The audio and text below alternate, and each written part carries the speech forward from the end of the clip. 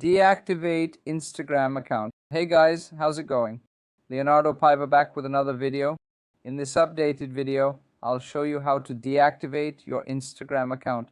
Updated video. The process is pretty straightforward, guys. So let's get started. First step, guys, click up here on these three lines. Then click here on Account Center. Then click here on Account Settings, guys. Click on the second option, Personal Details. Under Personal Details, you'll see your contact info like your email and date of birth. Now, guys, click on the last option, Account Ownership and Control. Here you'll have three options, guys. Memorialization of your profile, deactivation, or deletion. So you can deactivate your profile or delete it or reactivate if you've deactivated. So it'll be the second option, guys, deactivation or deletion. You can choose Instagram here, so I'll click on the first option.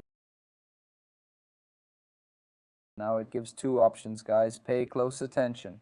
The first option is account deactivation, which is temporary and you can reactivate through the account center or by logging into Instagram. The last option, guys, is deletion, which is permanent when you want to delete your account, profile, photos, videos, and don't want to reactivate.